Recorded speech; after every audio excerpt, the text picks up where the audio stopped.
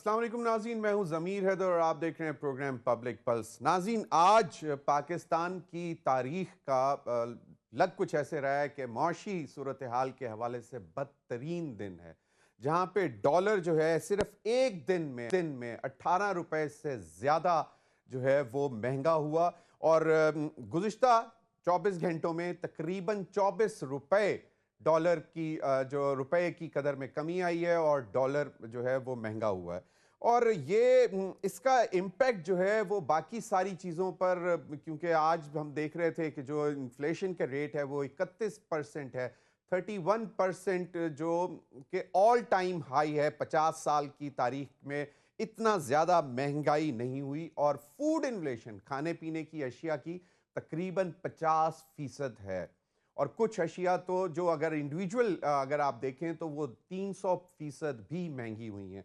आम आदमी का जीना पहले ही मुश्किल था और आज जिस किस्म की सूरत हाल मुल्क की माशी सूरत हाल है, उसमें तो लगता है कि हालात अभी कोई जल्द संभलते नजर नहीं आ रहे। हालांकि इसाक डार साहब ने स्टेटमेंट दी है कि बहुत जल्द इंशाल्लाह आइंदा हफ्ते आईएमएफ के साथ मामला तय पा जाएंगे और उसके बाद जो सूरत हाल है वो बेहतरी की तरफ चल पड़ेगी।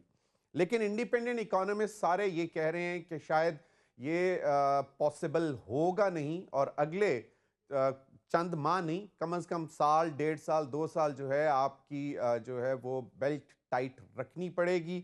और आईएमएफ की तरफ से उनकी डायरेक्टर जो हैं, उनकी एक मैं स्टेटमेंट सुन रहा था, वो कह रही थी कि हमने तो हुकूमत पाकिस्तान को कहा था कि रिच को टैक्स करें और सब्सिडीज जो हैं वो गरीब लोगों को दें, लेकिन उन्होंने क्रॉस द बोर्ड किया है जिसका बेसिकली फ़ायदा अभी भी रिच इलीट क्लास को हो रहा है।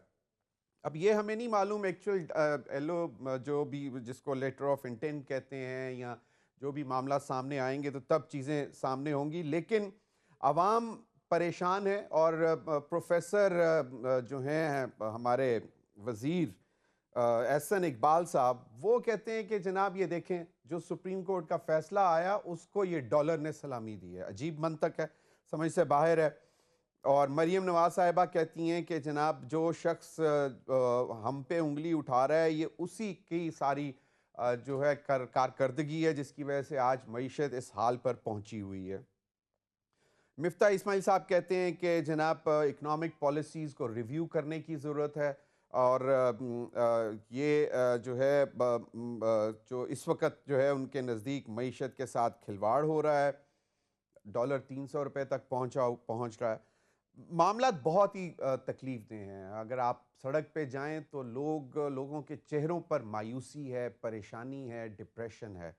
और पिछले दिनों एक बहुत बुरी खबर आई कि पाकिस्तानी जो कि डोंकी जिसको कहते हैं, डोंकी मार के जो बाहर जाने की कोशिश करते हैं, कुछ ये जो डीलर्स होते हैं, ट्रैवल एजेंट्स, वो उनको पैसे दे के और उनकी एक कश्ती इटली के करीब डूब गई, जिसमें कहा यह जाता है कि तकरीबन 28 पाकिस्तानी और एक पाकिस्तान की जो है वो हॉकी की प्लेयर भी थी जो उसमें शहीद हुई। इसके बाद तो लोगों को डर जाना चाहिए था, लेकिन आज भी इतलात ऐसी आ रही हैं कि लोग कहते हैं कि यार यहाँ रहेंगे तो तब मरेंगे, तो चलो कम से कम एक कोशिश तो करके देखें। डोंकी मारने की कोशिश करते हैं कि शायद किसी ऐसे मुल्क में पहुंच जाएं जहां हम अपना रोज़गार जाके ढूंढ लें और चीज़ें बेहतर कर सकें अपने लिए। इन्हीं तमाम मामलात पर बात करने के लिए मेरे साथ मौजूद होंगे डॉक्टर जावेद साहब, इकोनॉमिस्ट हैं, हमारे प्रोग्राम पब्लिक टीवी पे प्रोग्राम भी करते हैं। बहुत बहुत शुक्रिया डॉक्टर साहब आपके वक्त का। अरसलान रफ़ीक भट्टी जर्नलिस्ट हैं, तज्ज़ियाकार हैं, मेरे साथ मौजूद हैं। बहुत बहुत शुक्रिया भट्टी साहब आपके वक्त का। राना मुबश्शिर, जानी पहचानी शख्सियत, सीनियर जर्नलिस्ट, एंकर पर्सन और तज्ज़ियाकार भी हैं। बहुत बहुत शुक्रिया राना मुबश्शिर साहब आपका।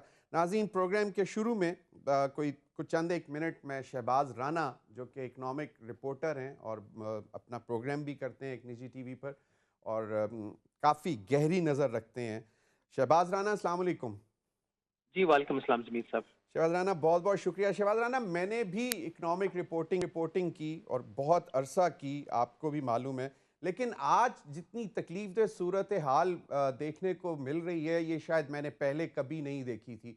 When we were going nuclear 28 मई 1998 को तब भी शायद हम इतने परेशान नहीं थे, हालांकि चंद $100 मिलियन के हमारे पास फॉरेन एक्सचेंज रिजर्व थे। लेकिन आज की सूरत हाल देखकर तो बहुत परेशानी है। तो do you see any silver lining या बस डूम्स डे है? देखिए जमीन साहब, मसला ये है कि हम 21वीं सदी के जो इकोनॉमिक इश्यूज हैं उनको रिजॉल्व करने की कोशिश कर रहे हैं 20वीं सदी की पॉलिसीज के साथ। वो होगा नहीं। एक चीज, दूसरा, कोलिशन गवर्नमेंट है। इनके अपने अंदर कोई इतना इत्तेफाक नहीं है बहुत सारी चीजों के ऊपर। घर के अंदर काफी लड़ाई पड़ी हुई है, तो ये पॉलिटिकली बहुत वीक है।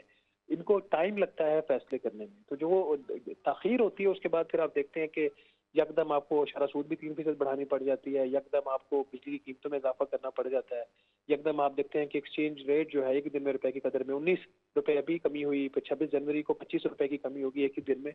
तो ये उस फैक्टर उन इन फैक्टर्स की वजह से ये सारी चीजें हो रही हैं। क्या ये इश्यूज जो हैं वो चलते रहेंगे, या अभी आईएमएफ का अगर स्टाफ लेवल एग्रीमेंट हो जाता है नेक्स्ट वीक, जैसा कि सागदार साहब ने आज अपने ट्वीट में क्लेम किया है, तो क्या उसके बाद ये मसले हल हो जाएंगे? मेरा ख्याल है कि अभी शॉर्ट टर्म से मीडियम टर्म में आपके हालात बाय एंड लार्ज जो है वो ऐसे ही रहेंगे। और सिचुएशन पहले ये होता था कि जो पॉलिटिकल इंस्टेबिलिटी है वो इकोनॉमिक इंस्टेबिलिटी को फीड करती थी। अब ये हो रहा है कि जो इकोनॉमिक इंस्टेबिलिटी है वो पॉलिटिकल इंस्टेबिलिटी को फीड कर रही है। हुकूमत को ये खदशा है कि जिस किस्म के इनको माशी हालात का सामना है और उनको ठीक करने के लिए जो इनको फैसले करने पड़ेंगे, तो उसकी वजह से अपनी वोट बैंक लूज कर देंगे। वो सारी चीजें आपको पता है, ये इलेक्शन में नहीं जा रहे। तो जो रूट कॉज है वो इकोनॉमी है, नॉट द पॉलिटिक्स। और उससे बढ़कर जहाँ पे पीडीएम के अपने अंदर मसाइल हैं, वही मसले पीटीआई के अंदर भी हैं। पीटीआई को भी खान साहब को अपनी जात के अलावा आगे मुल्क नजर नहीं आता। तो हम एक ऐसी जगह पे पहुंच गए हैं जहाँ पे आज पाकिस्तान की तारीख का जो 50 साल तारीख का हाईएस्ट इन्फ्लेशन रेट है 31.5% का।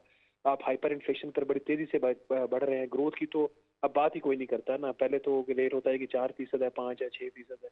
फिर आप देख रहे हैं कि जो इंटरेस्ट रेट है वो पाकिस्तान की तारीख का हाईएस्ट लेवल पे चला गया, और यहाँ भी शायद बात नहीं रुकेगी, आगे बढ़ेगी। फिर एक्सचेंज रेट का भी आपने देख लिया, लोएस्ट वैल्यू है 285 रुपए डॉलर के मुकाबले में। तो ये चीजें अभी काफी कॉम्प्लिकेट होंगी, और वजारत खजाना में काफी इस वक्त एक कन्फ्यूजन भी है और एक फ्रस्ट्रेशन भी है और एक ब्लेम गेम भी चल रही है वहाँ पे। 20% इंटरेस्ट रेट लेके जाना, और रीज़न ये दी गई कि जी इससे एक्सपोर्ट्स को बूस्ट मिलेगा। अब हमारी क्या एक्सपोर्ट्स इतनी हो रही हैं कि उनको इतना मतलब 300 बेसिस पॉइंट से कोई बहुत बड़ा बूस्ट मिल जाएगा? नहीं, ये जो एक्सचेंज रेट का कहा जाता है कि उसे आपकी एक्सपोर्ट बढ़ती है। इंटरेस्ट रेट का तो आपको उल्टा, आपका इकोनॉमी का पहिया स्लो हो जाता है ना। आप बारो नहीं कर सकते प्राइवेट सेक्टर, या कम बारो करते हैं तो आपका व्हील स्लो हो जाता है। सही। इसका जो एक इसके दो फैक्टर्स हैं जिसकी वजह से इंटरेस्ट रेट में इजाफा किया है। एक तो महंगाई की शरह है, वो 31.5% है। तो आईएमएफ का ये कहना है कि आप इंटरेस्ट रेट बढ़ाकर उसको कम कर सकते हैं या स्लो कर सकते हैं। वो शायद मुझे लगता है कि इस हद तक सक्सेसफुल नहीं हुआ, क्योंकि जैसे महंगाई की हो रही है उसकी वजह हुकूमत के अपने फैसले हैं। एक्सचेंज रेट की डेप्रिसिएशन है, बिजली की कीमतों में, गैस की कीमतों में, ऑयल प्राइसेस में इंक्रीज है। और दूसरा, एक्सचेंज रेट इसलिए जो शरह सूद है वो इसलिए भी बढ़ाई जाती है कि आपका इंटरेस्ट रेट जो है, मुनाफे की शरह वो इतनी अट्रैक्टिव की जाए कि बाहर के ममालिक से लोग पैसा जो है वो पाकिस्तान लाए और यहाँ पे इन्वेस्ट करें। आपको डॉलर्स की शॉर्टेज है। ये कोई इतना सक्सेसफुल मॉडल माजी में रहा नहीं। आपको याद होगा डॉक्टर रजा बाकिर के टाइम पे हॉट फॉरेन मनी का बड़ा एक चर्चा हुआ था। कोई बिल्कुल। 3 से 3.5 अरब डॉलर आए, शरह सूद को 13.5-14% कर दी गई। फिर जब वो 7% पे गई शरह सूद कोरोना वायरस के फैलाव के बाद, तो वो पैसा बाहर निकल गया। तो ये चीजें टेम्परेरी होती हैं। At the end of the day जो आपको करना है, जो आपको आज से 20-30-40 साल पहले कर लेना चाहिए था, अपनी बरामदात बढ़ाइए, फॉरेन डायरेक्ट इन्वेस्टमेंट बढ़ाइए, तरसीलात ज़र बढ़ाइए, और इम्पोर्ट्स के ऊपर जो रिलायंस है इकोनॉमी शहबाज चलाने राना, की, quickly, I know you are वो not come. Feeling well. Shahbaz Rana, quickly, मतलब एक छोटा सा सवाल है। इस मिफ्ता इस्माइल साहब कहते हैं कि हुकूमत की कोई पॉलिसी नज़र नहीं आ रही और मईशत के साथ खिलवाड़ हो रहा है। आपने तो मतलब मिफ्ता इस्माइल साहब को भी देखा, और इसहाक डार साहब को तो खैर हमने मिलकर, आप बहुत दफ़ा हमने उनको उनको उनके हवाले से रिपोर्टिंग करते रहे इकोनॉमिक रिपोर्टिंग के टाइम पे। कितनी सच्चाई है कि पॉलिसीज़ जो हैं वो कोई नहीं है मिफ्ता इस्माइल साहब के जो क्लेम कर रहे हैं? देखिए, जो इकोनॉमिक पॉलिसीज हैं वो तय हैं। वो आपने तय की हुई आईएमएफ के प्रोग्राम के तहत, उससे आप बाहर नहीं निकल सकते। प्रॉब्लम्स तब आते हैं जब वो इकोनॉमिक पॉलिसी का फ्रेमवर्क आप तय कर लेते हैं और उसके बाद फिर आप उनको रीओपन करते हैं, या उनको आप समझते हैं कि नहीं अब हालात चेंज हो गए या इसकी सियासी कीमत है तो हम इसको चेंज करेंगे। तो अगर हुकूमत पाकिस्तान है, चाहे कोई भी इसमें हुकूमत हो, पीटीआई या पीडीएम की, अगर उन्होंने एक माहदे के ऊपर, आलमी माहदे के ऊपर साइन किए हैं, तो उनको इस पे ऑनर इन चीज़ों को करना चाहिए। वरना फिर वही होगा कि यकदम एक फियास्को होगा, जैसे आज आपने देखा कि कुछ समझ नहीं आ रही थी कि एक्सचेंज रेट किधर जा रहा है, शरह सूद का क्या होगा, महंगाई किधर जा रही है, और फिर गुस्सा जो है वो ट्वीट्स के जरिए वो आवाम पे निकाला जाता है या लोगों पे निकाला जाता है। तो ये बेहतर यही है, अच्छा है या बुरा है, महंगाई का तूफान आता है नहीं आता, मेरे और आपके लिए बात कहना आसान है कि पाकिस्तान में 40 से 50% आबादी ऐसी है जो जिनके लिए अब चीजें अफोर्डेबल नहीं रही। बट अगर हुकूमत पाकिस्तान ने कोई चीज एग्री कर ली है तो they don't have a choice but to implement those condition. सही, बहुत बहुत शुक्रिया शहबाज राना।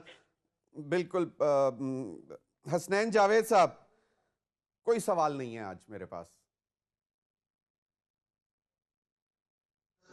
जवाब देने के लिए खाली जवाब की भी कुछ नहीं है, लेकिन जवाब तो देना पड़ेगा, और जवाब देना पड़ेगा इसहाक डार साहब को, और जवाब देना पड़ेगा कि जिन लोगों ने आईएमएफ प्रोग्राम किया, और जवाब जरूरी है कि इस पूरी का कमीशन बनाया जाए और उसके अंदर असद उमर साहब को भी डाला जाए और इसहाक डार साहब को भी डाला जाए, और जितने लोगों ने आईएमएफ के प्रोग्राम को डिले किया था on the cost of political cost के ऊपर और पॉलिटिकल जो है पॉइंट स्कोरिंग के चक्कर के अंदर, ये जिन जिन लोगों ने इसको डिले करने की कोशिश की, सबसे पहले आप असद उमर को ले लीजिए, और फिर उसके बाद आपने मिफ्ता इस्माइल जो रिस्ट्रक्चरिंग और स्ट्रक्चरिंग की बात करते रहे, एक भी पॉलिसी वजह नहीं कर सके, और फिर आप इसहाक डार साहब को पकड़ लें, और क्योंकि इसहाक डार साहब सबसे बड़े मुलजिम बनते हैं, क्योंकि 2013 में जब वो मईशत छोड़कर गए थे, तो उसके बाद से जितने 2017 में कर्जे हुए, माजत वो मैं 2017 में 2017 में जब वो छोड़कर गए थे,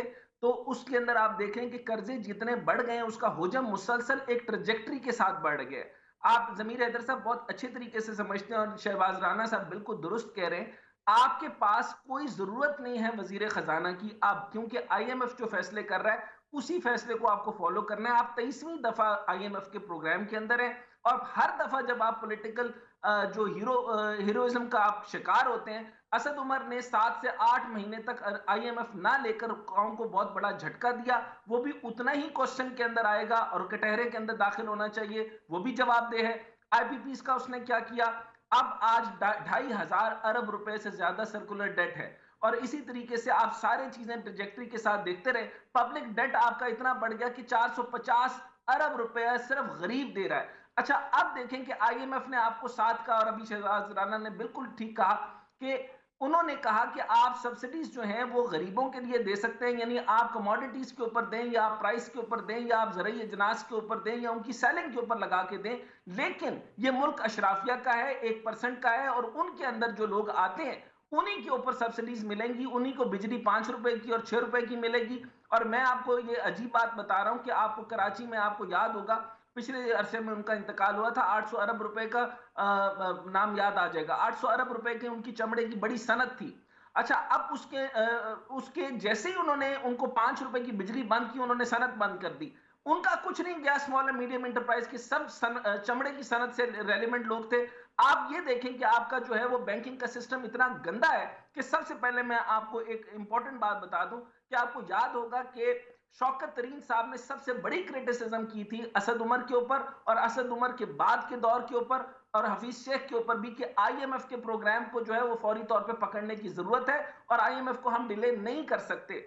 इसी तरीके से पाकिस्तान के अंदर वजीर खजाना की पोजीशन को खाली कर दें। और अब मैंने आपको कहा था कि इसके बाद जो मामला होना है, और वो मैंने आपके ही प्रोग्राम में बताया था कि बहुत बड़ा हंगामा बपा होने वाला है। कोई नहीं पूछेगा कि पाकिस्तान के अंदर जो है वो बैरूनी कर्जे कितने हवालों से आ रहे हैं। 4 हवालों से आते हैं, एक मल्टीलेटरल लोन्स होते हैं, एक बायलेटरल लोन्स होते हैं, एक यूरो बॉन्ड्स होते हैं, और तीसरा तिजारती कर्जा होता है। कोई नहीं पूछेगा आपका टोटल 19.3 ट्रिलियन था, यानी सब के सब जो है ना पिछले दौर में भी 77% पे छोड़ के गए थे। खान साहब भी 77% कर्ज के ऊपर छोड़ गए थे। अब कर्ज की वो सतह बन चुकी है कि आप इसको रिटर्न कर ही नहीं सकते। दूसरा आपने काम यह किया कि जिस तरह का आदमी रतन पोर्टल ने कह दिया था कि इसहाक डार किसी तरह से भी उनको इजाजत नहीं है कोई स्टेटमेंट देने की। ये हमारे पास बार बार आके इस कौम को बेवकूफ क्यों बना रहे हैं? इन्होंने डॉलर कैप, इन्होंने लेवी, इन्होंने सब्सिडीज, ये सारी की सारी आईएमएफ के बगैर पूछे किस तरह से दे दी थी। और पहले इनसे जवाब ये मांगना चाहिए था कि जब आप वहां पर मिले थे तो किस तरह से आपने आंखें दिखाई थी कि हम आईएमएफ को देख लेंगे। आप बताएं और देखें, और इस मुल्क के साथ जो 31% की जो आपने ज्यादती कर दी है इस वक्त सबसे ऑल टाइम 1965 में, इससे के बाद आज तक इतना बड़ा इन्फ्लेशन कभी नहीं आएगा, नहीं अफराद। डॉक्टर हसनैन जावेद, 60% से ज्यादा कमोडिटी है। मैंने आपको बताया था अद्वियात स्मगल हो रही हैं, लोग छीनेंगे, लोग मारेंगे, लोग अब मोबोक्रेसी होगी, डेमोक्रेसी को छोड़ दें। नहीं, आई अंडरस्टैंड, लेकिन डॉक्टर हसनैन जावेद, मुझे जो याद आती है, इसहाक डार साहब ने एक टाइम पे कहा था कि अगर देखा जाए जो इस वक्त है वो इन रियल टर्म्स डॉलर जो है it should not be more than 180, मतलब 180 200 या 205 6 से इसके ऊपर नहीं, रियल टाइम। और मैं आऊंगा तो मैं देख लूंगा। चलें, बाकी छोड़ें चीजें, डॉलर को कंट्रोल करना कितना मुश्किल था कि इसहाक डार साहब उस पर भी काबू ना पा सके। देखें, एक अकाउंटेंट आदमी था, उसने मनी मार्केट को कंट्रोल करता था। एक उसके ऊपर जो 1% अशराफिया को कहता था डॉलर उठा लो, डॉलर बिठा दो। फिर स्टॉक मार्केट को कहता था इतने का उठा लो, इतने बिठा दो। मैं सादा आसान जुबान में बता रहा हूं। और यही तरीका जो है वो सारे के सारे ताजर बिरादरी से करता था। पॉइंट ये था कि उस वक्त ये इसका डॉलर कैप चल गया, इंटर मार्केट को उसने फ्लोट करवाता था। अब इसने क्या किया कि ओपन मार्केट में पहले 2 या 3 रुपए का फर्क आया करता था। अब मुझे बताएं, अभी सेलिंग जो है वो 285 पर है और 284 के ऊपर जो है वो बाइंग है। अब आप ये देखें कि अब जो ओपन मार्केट है 330 पर देगी, लेटर ऑफ क्रेडिट और ज्यादा महंगा हो गया। अब कंटेनर की तादाद आपके पास, मैं रीसेंट शेयर कर दूं, 13,000 कंटेनर पड़ा है। डॉलर मार्केट में इंपोर्ट हो ही नहीं रहा और टोटल स्मगल हो रहा है। तो सबसे बड़ी सजा जो है वो इसहाकदार को देना कि डॉलर के साथ खेला है। आपकी बात बिल्कुल दुरुस्त है कि आईएमएफ के पास है, आईएमएफ की ट्रैजेक्टरी को मानने वाला कोई नहीं था। मुझे एक और चीज का आपने सवाल भी करना है जमीर हैदर साहब, और बाकी सबसे भी मुझे लेकर दें कि अगर फॉर एग्जांपल आईएमएफ आ गया है, आईएमएफ की इंस्ट्रक्शन है, सिंपल स्ट्रेट लाइन है, वो कह रहे हैं ब्यूरोक्रेसी भी जवाब दे, सब लोग जवाब दे, स्पेंडिंग कहां कर रही है, अशराफियां कहां पर है। अब इसके बाद कोई भी हुकूमत किस तरीके से पॉलिटिक्स कर सकती है, उसका वजीर खजाना ही नहीं है। अब जब खजाना ही नहीं आप मैनेज कर सकते, वो आपको कह रहा है कि अपने एक्सपोर्ट बेस बढ़ाओ। नहीं, सही कह रहे हैं आप। और पब्लिक अकाउंट्स कमेटी एक फोरम है हमारे पास जहां पे वो सवाल उठाते हैं कि जी जाएं, जाके इनके अखराजात निकाल के लाएं, लेकिन वहां पे भी कोई जवाब नहीं देता, अशराफिया कोई नहीं जाके जवाब देता। हमारे साथ अरसलान रफीक भट्टी हैं, लेकिन मुझे ब्रेक का कहा जा रहा है। बाद अरसलान रफीक भट्टी से पूछेंगे कि सूरत-ए-हाल है क्या, और विद इन पीएमएलएन, क्योंकि ये लाहौर में बड़े एक्टिव हैं और पीएमएलएन के अंदर इनके सोर्सेज भी बहुत हैं, कि ये भी एक तासुर दिया जा रहा है कि इसहाक डार जो है वो प्राइम मिनिस्टर ऑफिस को जवाब दे नहीं है, वो डायरेक्ट लंदन को जवाब दें और वहीं से वो बातें लेते हैं और आगे करते हैं। इस पर भी बात करेंगे नाज़रीन। वक्त हुआ एक ब्रेक का, हमारे साथ रहिए।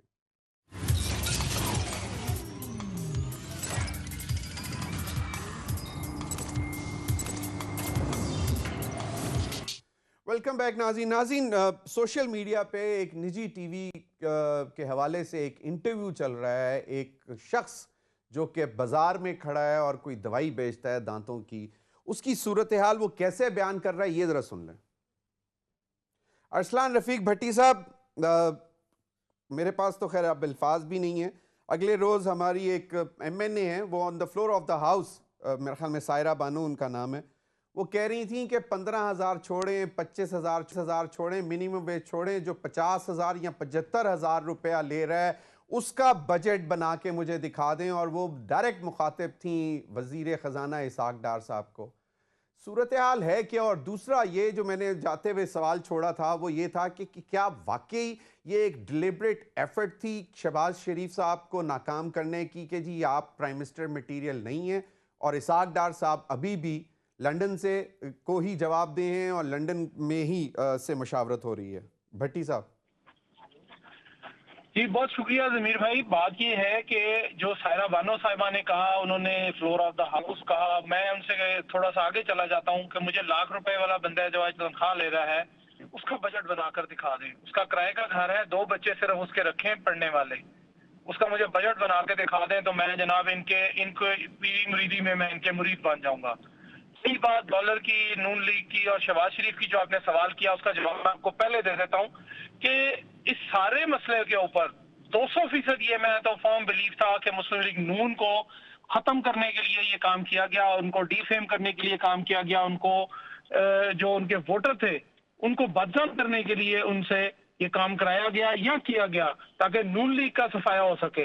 लास्ट टाइम जब शोबे में आया था आपके साथ तो मैंने आपसे ये बात बिल्कुल बड़ी वाजिया कही थी कि नून लीग का लाहौर के अंदर बहुत बुरा हालात है, और स्टिल पंजाब में भी अगर ये जो कन्वेंशन हो रहे हैं, चीफ ऑर्गेनाइजर साहिबा मरियम नवाज साहिबा कन्वेंशन कर रही हैं, उसमें कोई हजारों की तादाद नहीं आ रहे लोग, उसमें सैकड़ों की तादाद है। बड़े आराम से आप गिन सकते हैं 500 700 800, कोई हजारों की तादाद में लोग नहीं आ रहे, और लोग वहां पे अंबार लगा रहे हैं शिकायत के कि जी लोकल लीडरशिप जब आप होते हैं, मैं देखे एक लफ्ज इस्तेमाल करने लगा हूं कि जब ये पाकिस्तान मुस्लिम लीग नून के लोग जब हुकूमत में हैं तो तब तो इनसे रास्ता होता ही नहीं है, और जब ये हुकूमत के बाहर आ जाते हैं तो ये डबल अपने आप को हाइड कर लेते हैं। पता नहीं इसका क्या मंतक है इनकी, ये कोई और ही मखलूक बन गए। हमारी तो मेरी तो समझ में नहीं आते। अब ये मैंने तो इनसे रास्ता करना भी छोड़ दिया है। कोई बंदा अगर खुद कर ले तो मैं बात उनकी सुन लेता हूँ, अदरवाइज लाहौर में अगर आप आ जाए जिस बंदे से बात करें वो कहते जी कि महंगाई का जिम्मेदार पाकिस्तान मुस्लिम लीग नून की हुकूमत है। इसमें कोई दो राय नहीं है। अरसलान भट्टी साहब, मेरा जो सवाल था वो ये था कि विद इन फैमिली, मतलब के मतलब नून लीग एज ए लार्जर आपने बताया एज ए पॉलिटिकल पार्टी, मैं विद इन फैमिली मतलब शरीफ फैमिली के अंदर की मैं बात पूछने की कोशिश कर रहा हूं, क्योंकि देखिए मियां हमजा थे चीफ ऑर्गेनाइजर यहाँ पार्टी के करता लाहौर में, उनके साथ लाहौर चलता था और मूवमेंट होती थी कि जी वो बातें लगती थी हमजा की, तो हमने बड़ा खुश होते थे हम भी कि चलो जी एक नया बंदा जो है वो लीडर आ रहा है, उसके मुकाबले पे बिलावल भुट्टो साहब है, नई लीडरशिप आ रही है। लेकिन अब वो हमजा की आवाज जो है वो कहीं नजर नहीं आ रही, और जो बाकी चीफ ऑर्गेनाइजर वो थे लाहौर में, मुझे हमजा की एक सीट ऐसी है NA 124 जो अंदरून शहर, जिससे अभी शायद खान अब्बासी साहब MNA हैं, मुझे ये सीट अभी पिछली दफा मैंने आपसे कहा था जी कि ये सीट है, ये सेफेस्ट सीट है। इस दफा हमजा साहब तो चले शायद जीत ही जाएं, लेकिन ऊपर की सीट का बड़ा मसला बनेगा, और विद इन फैमिली डिफरेंसेस हैं तो सामने आ रहे हैं कि अब देखिए कि चीफ ऑर्गेनाइजर बना रहे हैं उनको, उसके बाद वो जाती हैं तंजीमी दौरे। कल भी उन्होंने 2 दिन पहले वो गई हुई थी सरगोदा साहिवाल, उससे पहले सरगोदा। जी जी जी नहीं बिल्कुल बिल्कुल, मैं यही है हसनैन जावेद, यकीनन हमें बहैसियत कौम भी हमें करना है, परेशानियां भी हैं हमारे सामने, और लेकिन कितना आपने वो शॉट सुना एक गरीब आदमी का। अरसलान रफ़ीक भट्टी तो बहुत आगे चले गए, उन्होंने कहा कि जनाब ये 20 25 50 75 नहीं लाख रुपए वाला आदमी जो है जिसके 2 बच्चे हैं वो भी सरवाइव नहीं कर सकता। और फिर मैंने ओपनिंग में ये कहा था कि लोग पहले जो अभी मरे हैं, हादसा पेश आया इटली में, इसके बावजूद लोग कहते हैं कि नहीं हम बेशक डूब के मर जाएं लेकिन हमने एक दफ़ा कोशिश ज़रूर करनी है, यहाँ से निकलना है। तो ये कहीं पे कोई सिल्वर लाइनिंग? कहीं सिल्वर लाइनिंग नहीं है। मैं आपको इतना पैसिमिस्ट जवाब दूंगा कि आप जितना मुझसे पूछते जाएंगे मैं उतना ज्यादा आपको पैसिमिस्ट जवाब दूंगा। आप ये समझ लें कि ये उस दलदल के अंदर फंस गया पाकिस्तान, जहां पर इसका अफगानिस्तान ही बनेगा। खुदा न खास्ता, अल्लाह ना करे ये अफगानिस्तान बने, लेकिन इसके अलावा आप इस जमीन का कोई फायदा नहीं। आप ये अंदाजा लगा लें कोई आपकी ऑयल रिफाइनरी किसी काम की नहीं है। आपका PIA जो है वो आपके किसी फ्यूडल लॉर्ड के घर से भी छोटा है। यानी पूरी दुनिया के अंदर ट्रांसपोर्टेशन जबरदस्त होती है, उनके जो एयरलाइंस जबरदस्त होती हैं। आपका पूरा जो इलामा इकबाल एयरपोर्ट को जरा देख लें और आपके बिलावल हाउस को देख लें, आप मुझे बताएं रनवे ज्यादा अच्छा कहां बन सकता है। दूसरा मुझे ये बताएं कि अशराफिया के ऊपर अगर आप बात कर ले तो 4000 अरब की मरात है इनके पास, तो 2000 अरब की मरात जो है वो छोड़ दें तो इनका कुछ जाएगा। पाकिस्तान की बेहतरीन 22% ज़राई रकबा जो है वो सिर्फ 1% अशराफिया के पास है। इससे 950 अरब रुपए सालाना कमाकर 3 अरब रुपए का सिर्फ टैक्स अदा करती है। तो ये नंबर सारे स्टैट आपके पास है। अद्वियात की स्मगलिंग जोरों पर है। एक क्लैरेसिड और इस तरह की दवाइयां एजोमैक्स जो है, जो इस टाइम पर आपकी वायरल इंफेक्शन है, वो सारी की सारी स्मगल हो रही है। चंद मैं नाम नहीं लेता इस वजह से कि उनकी ब्रांडिंग ना, जो एक सिर्फ ऐसी ब्रांच है जिसको चेक किया गया और उसकी दवाई अगर ले लें तो फौरी इफेक्ट आएगा। अदरवाइज आप किसी भी कॉमन कमोडिटी ये जो रिटेल स्टोर के ऊपर चले जाएं, उसमें से मेडिसिन आप लेंगे सारी स्मगल्ड मेडिसिन है। आप ये पाकिस्तान उस तरफ चला गया कि वहां पर सिर्फ गरीब रो सकता है, दवाइयां लेकर भी आराम आ जाता तो दवाइयां ले ली जाती। आप जरा सर्वे कराएं, आप ऑन द रोड करा रहे हैं, पब्लिक टीवी के बहुत सारे हमारे रिपोर्टर हैं जो स्ट्रीट रिपोर्टर्स हैं वो इसको कवर भी कर रहे हैं। और आपके अपने चैनल में यूरन इकोनॉमिस्ट, आपको भी खुद भी पता है कि पाकिस्तान की तोड़ फोड़ का सारा शिकार ये डार साहब के और मिफ्ता की जंग है। मिफ्ता और इसहाक डार को पहले आपके समझते रहे कि ये दो जो है वो गुड कॉप बैड कॉप खेल रहे हैं, शायद आईएमएफ के साथ ये जोड़ तोड़ करके कामयाब हो जाएंगे, लेकिन ये सारे के सारे उस 1% अशराफिया। आप ये देखें कि सिर्फ 5 लोग हैं, 65% जमीनें उनके पास हैं। फिर उसके बाद मरात सिर्फ 22 खानदान है, टोटल 72 खानदान अगर मिला लें तो ये सारे के सारे उनके लिए खेल खेले जा रहे हैं। इसके बाद इसहाक डार, अंकल इसहाक डार है, और अंकल इसहाक डार जो है वो पहले समधी हैं फिर अंकल हैं। अंकल इसहाक डार इंपॉर्टेंट है, वहां पे आपका वजीर खजाना इंपॉर्टेंट नहीं है, अंकल इसहाक डार। अंकल इसहाक डार नेशनल वे से मरियम बीबी के दामाद को जो है वो ग्रिड उनके जो रहीम यार खान के अंदर था उसको जो है वो नेशनल वे से देते रहे, बिजली देते रहे। हर ब्यूरोक्रेट के घर से, मैं आपको कई जगहों पे आपको मैं निशानदेही करके दे सकता हूं, मैं नाम लेता जाऊंगा तो आप तफसील देखते जाएंगे। एसी से लेके डीसी से लेके छोटे से छोटे तहसीलदार तक कुंडियां लगाई हुई हैं जी, कुंडियां। इन सारे लोगों को पकड़ने वाला कोई नहीं है, और 2,500 अरब रुपए का सर्कुलर डेट। तो अब ये मैं इतने नंबर नहीं बताने लगा, आप छोड़ देंगे अशराफिया का है कि सब्सिडीज नहीं पहुंच रही। अब आप कहेंगे सोल्यूशन क्या है? सोल्यूशन सिर्फ ये है कि इनको कहीं टेक्नोक्रेटिक गवर्नमेंट आने दे, हम अवाम इस टाइम पर सारी की सारी सड़कों पर ना आए, बल्कि इनको सीज करके सिंपल ये पूछे कि भाई हमारा क्या कसूर है, पार्लियामान में आपने फैसला नहीं करना। एक बड़ा गंदा लफ्ज बोला, लेकिन मैं वो जो अली जैदी है उसने कहा था हमें अंदर से पता था कि हम बुरी तरीके से गिरने लगे हैं। वो भी ये देखें, उनके दिलों में भी दिल नहीं है, उनके जो दिल है गरीबों के लिए नहीं धड़क रहे, इस पर सियासत कर रहे हैं। कहते हैं हम तो 3.5 साल के बाद शुक्र है बच गए, हमें पता था स्टेट बैंक के साथ क्या होना है, आईएमएफ ने क्या करना है। तो उड़ता तीर जो है सही, वो बिल्कुल सही, तो नहीं आप बिल्कुल you have rightly pointed out, बिल्कुल मामला कुछ ऐसे ही है। नहीं, आई एग्री। अब अरसलान भट्टी साहब, मरियम नवाज साहिबा कहती हैं तुम्हारी बेरहम लूटमार, नाअहली, गलत तरजीहात, आईएमएफ के साथ जालिमाना डील और इसकी खिलाफ वर्जी ने इस मुल्क को माशी बदहाली की राह पर डाल दिया। ढिठाई देखो, वो लोग जो तुम्हारी इस गंदगी को ख़त्म कर रहे हैं, तुम अपना गंद इनके सर डाल रहे हो, और भी बहुत सारी बातें। प्रोफेसर एहसन इकबाल साहब कहते हैं जिम्मेदार सुप्रीम कोर्ट के फैसले को ठहरा दिया उन्होंने। मतलब ये भी एक अजीब बात है। वो कहते हैं कि ये डॉलर ने जो आया है, ये सलामी दी है सुप्रीम कोर्ट के फैसले को। ये अभी भी क्या सियासत ही इस पर खेलने की कोशिश कर रहे हैं? जमीर साहब, बात ये है कि मेरे से पहले जो साहब बोल रहे थे वो बड़े अच्छे जज्बात हैं उनके। मैं आता हूं डॉक्टर साहब, आपकी तरफ आता हूं। जी भट्टी साहब। डॉक्टर साहब बोल रहे थे, बात ये है कि जो मुल्क खराब था, सही था, जो कर गए पिछले, हमने मान लिया। मैं फर्म बिलीफ पे हूं, मैंने अंडर ओथ मान लिया जी कि पीटीआई ने बड़ा मुल्क का बेड़ा गर्क किया, मान लिया। आपने कौन सी अच्छाई की है आवाम के साथ या कौम के साथ, मुझे सिर्फ ये बता दीजिए।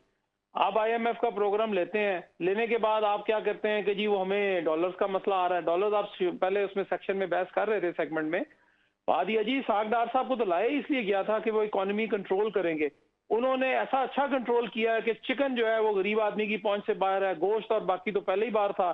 घी जो है, मैं खुद इस चीज का गवाह हूं कि मैं 485 रुपए का 3 लीटर ऑयल लिया करता था, मैं 900 रुपए का 1 लीटर ऑयल लेने के काबिल नहीं रहा। आप मुझे बजट बना के दिखाएं। बाकी रही बात, सियासत सारी उम्र करनी है इन लोगों ने, सियासत होती रहेगी, लेकिन इस चीज पे सियासत ना करें कि जी पिछला हुकूमत जिम्मेदार थी, फलाना बंदा जिम्मेदार था, ये तो कोई बात नहीं है। पट्टी साहब वैसे अपने कहते मौका तो नहीं है, लेकिन मैनू एक उस दबंग स्टेटमेंट याद आ गई ओदी डार साहब दी। डार साहब ने क्या किया कि मैं आ गया, मैं हाले कुछ कीता नहीं ते देखो चीज़ां बेहतरी वल चल पईयां ने। जमीर भाई, इन लोगों ने पाकिस्तान का जो डेमोक्रेटिक सिस्टम था ना, उसका पट्टा बिठाया है सबने मिलकर, ये सियासी जमातों ने। सारी इस मसले पे निजाम गंदा हुआ है, जो जमहूरियत थी वो गंदी हुई है। लोग ये कहने पर मजबूर हो गए हैं जी कि डिक्टेटरशिप होती थी, एक बंदा फैसला करता है, बात खत्म, कोई मसला ही नहीं होता। हमें 13 जमातों का मुरब्बा चूचू का बनाया हुआ, मतंजन बनाया हुआ, मतंजन भी इनसे नहीं बनता। इतनी बड़ी कैबिनेट रखी हुई है, किस लिए रखी हुई है? क्यों? ठीक है जी, माना बहुत अच्छी बात है, तनख्वाही नहीं लेते, बहुत अच्छी बात है जी। हेलो जी भट्टी साहब, इसहाक डार साहब ने अभी जो उनका अकाउंट डीफ्रीज हुआ है उसमें कितने पैसे पड़े हुए थे? उसमें जी एक उनके एक अकाउंट में तकरीबन 56 करोड़ रुपया था जी, दूसरे अकाउंट में कोई 30-32 करोड़ रुपया था। इसी तरह मिला जुला के कोई 2-2.25 अरब रुपया बनता था उनका टोटल। और घर तो उनको घर तो मुश्किल अलग नहीं है, मुश्किल है मुझे और आपको। यहाँ ये डॉक्टर साहब जो बोल रहे हैं इनको मुश्किल है। हमने बाजार से चीजें खरीदनी है रोज, हमने बच्चों की फीसें भरनी है। डार साहब के किसी बच्चे की फीस नहीं होने वाली, मरियम बीबी के किसी बच्चे की फीस नहीं है। हमजा साहब की अल्लाह बेटी उनको दी हुई है, वो अल्लाह उसको लंबी जिंदगी भी अता फरमाए, सेहत भी दे, उसकी तो भी फीस शुरू नहीं हुई है। इनको क्या फिक्र है जो रोजाना की बुनियाद पर पैसे आते हैं और इनके आ रहे हैं। मसला है सही है, और इतनी प्रॉपर्टीज हैं। चलें इस पर मजीद भी नहीं बात हो रहा है, करेंगे। मुझे छोड़ दें। भट्टी साहब, मुझे ब्रेक का कहा जा रहा है, ब्रेक के बाद आएंगे तो हसनैन साहब से भी जानने की कोशिश करेंगे कि क्या किया जाए। मतलब are we heading towards French revolution? मतलब तो ये भी सारे सवालात तो बहुत सारे हैं, क्योंकि वहाँ पे भी एक खातून थी जो मैरी एंटोनियट, उसने कहा था कि वो अगर रोटी नहीं मिल रही तो ब्रेड क्यों नहीं खाते। ब्रेक के बाद